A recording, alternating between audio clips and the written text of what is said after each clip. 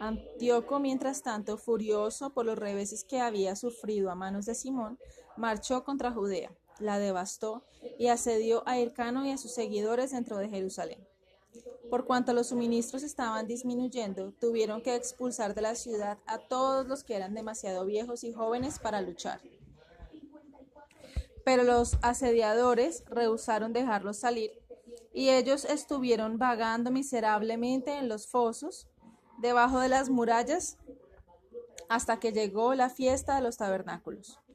Entonces Hircano envió mensajeros a Antíoco, pidiendo una tregua de una semana.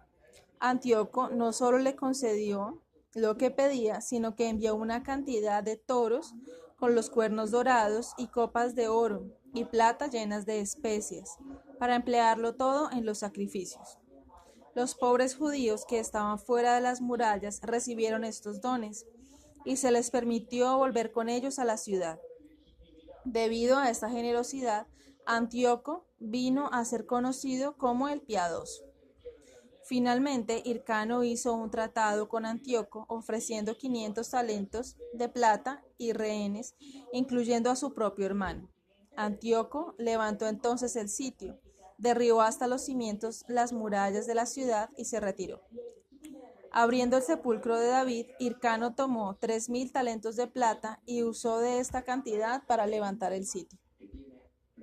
Posteriormente, Hircano se alió con Antíoco en una guerra contra los partos, pero Antíoco fue derrotado y muerto por Arsaces, rey de Partia. Sin embargo, su hermano Demetrio había sido liberado de su cautiverio y de nuevo accedió al trono de Siria. Con las ciudades sirias ahora carentes de guerreros, Hircano se rebeló contra los macedonios y dejó de ayudarles. También atacó a enemigos vecinos, venciéndoles, incluyendo a los samaritanos. Hircano tomó el monte Gerizim, destruyendo allí el templo, y luego marchó contra la ciudad de Samaria. Dejó el cerco allí al mando de sus dos hijos, Antígono y Aristóbulo. Aunque los habitantes llamaron a los sirios en su ayuda, fueron finalmente reducidos. Su ciudad fue destruida y ellos mismos esclavizados. Hircano venció también a los idumeos, perdonándolos con la condición de que circuncidaran a sus hijos y se amoldaran a los usos judíos. Así lo hicieron, y desde entonces han seguido siendo judíos. Pronto también renovó el tratado con Roma, en el que se especificaba que los sirios devolvieran territorios tomados a los judíos.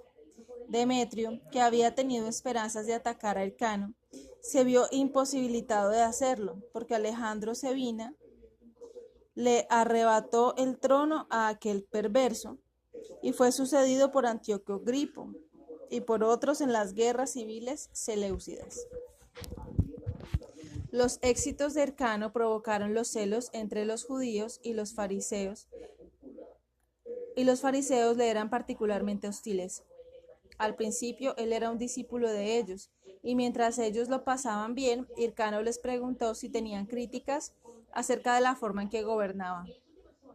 Ellos contestaron que era plenamente virtuoso, lo que le agradó oír, pero uno de ellos, llamado Eleazar, tenía un temperamento violento y gustaba de la controversia. Le dijo: por cuanto tienes deseos de saber la verdad, si realmente quieres ser justo, abandona el sumo sacerdocio y conténtate con gobernar al pueblo. Cuando Hircano preguntó por qué debía abandonarlo, Eleazar contestó: nuestros ancianos nos han dicho que tu madre fue una vez cautiva bajo Antíoco Epífanes. Esta historia era falsa. Hircano se encolerizó contra aquel hombre, como también los otros fariseos. Sus enseñanzas se oponen a la otra escuela más prominente entre los judíos, la de los saduceos. Ahora bien, había un cierto Jonatán, un saduceo, que era un amigo íntimo de Hircano. Él afirmó que la declaración calumniosa de Eleazar tenía la aprobación común de todos los fariseos. Esto se haría evidente, dijo él, si Hircano preguntaba a los fariseos qué castigo merecía aquel hombre. Si era severo, entonces ellos serían inocentes.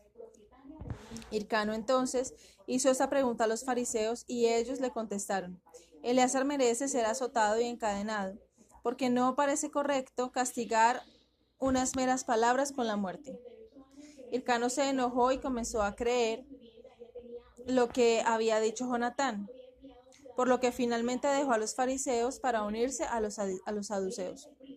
Al hacerlo así, se atrajo el odio del pueblo, porque ellos preferían a los fariseos. Los saduceos eran considerados como el partido de los pocos y ricos. Con todo, el resto del reinado de Hircano fue pacífico y feliz.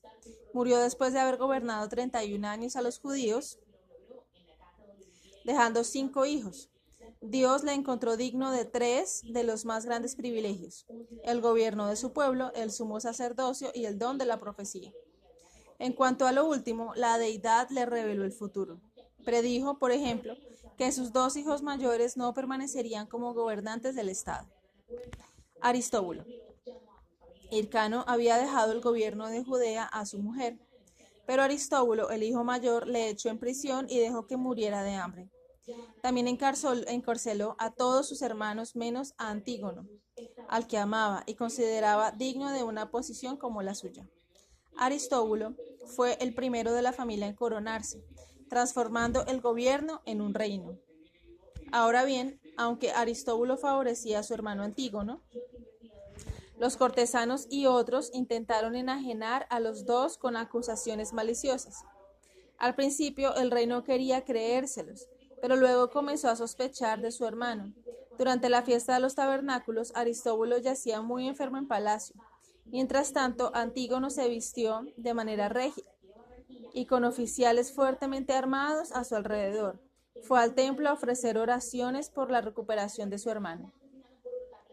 Sus enemigos fueron luego al rey y le hablaron de la gran y pomposa exhibición que había hecho Antígono. Pretendieron que había venido a Jerusalén con sus hombres armados para matar a Aristóbulo y reinar en su lugar. De mala gana, Aristóbulo comenzó a creer estas advertencias y puso guardias en un oscuro pasaje subterráneo que llevaba a su castillo, posteriormente llamado Torre Antonia. Les ordenó que mataran a Antígono si venía armado, pero dejarlo pasar si venía desarmado. Luego envió un mensaje a su hermano para que acudiera a él desarmado. No obstante, la reina persuadió al mensajero que dijera a Antígono que viniera con su armadura nueva, porque el rey quería ver su equipo militar. Sin sospechar nada, Antígono se puso la armadura y cuando pasaba por el pasaje oscuro fue muerto por los guardias. Aristóbulo sufrió remordimientos por el asesinato de su hermano y enfermó mucho en su melancolía. Un día sufrió intensos dolores y vomitó sangre. El siervo que sacaba la sangre tropezó y la derramó en el mismo lugar donde se podían ver las manchas de sangre del asesinado Antígono. Salió un clamor entre los que lo vieron, y el rey les preguntó qué había sucedido. Al principio ellos no querían decírselo, pero les obligó a que hablaran. Al oír la historia estalló en llanto. No puedo escapar a la mirada de Dios, oh cuerpo de lo más vergonzoso. ¿Cuánto tiempo mantendrás una vida que está en deuda con el espíritu de una madre y de un hermano? ¿Hasta cuándo iré ofreciendo mi sangre gota a gota como libación a los asesinados? Que la tomen toda en el acto. Apenas se había terminado esas palabras cuando murió, habiendo reinado solo 1 año. Alejandro Janeo. La reina liberó a los hermanos de Aristóbulo de la cárcel. Alejandro Janeo, el mayor, accedió al trono y ejecutó a un hermano más joven que intentó usurparlo. Alejandro estuvo pronto inmerso en una guerra con Ptolomeo Latiro, rey de Chipre, hijo pero enemigo mortal de Cleopatra de Egipto. Tuvo lugar una batalla cerca del Jordán en la que Ptolomeo fue victorioso, matando a 30.000 soldados de Alejandro. Después de esto, tomó algunos pueblos judíos llenos de mujeres y niños.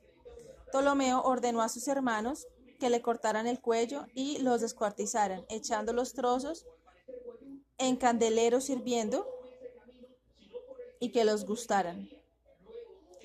Esto lo hicieron para aterrorizar a los judíos, que considerarían a los invasores como caníbales. Cleopatra llegó ahora a Siria con un ejército para ayudar a Alejandro a derrotar a su hijo. Alejandro entonces asedió y tomó Gadara, Amato, Rafia, Gaza y Atedón. Entretanto, Ptolomeo había vuelto a Chipre y su madre Cleopatra a Egipto, mientras que los seleucidas se veían desgarrados por una serie de cambios de gobierno y guerras fratricidas. Muchos de los judíos odiaban a Alejandro. Cuando volvió a su país y estaba a punto de sacrificar ante el altar durante la fiesta de los tabernáculos, le echaron limones y le gritaron que descendía de cautivos que era indigno de sacrificar.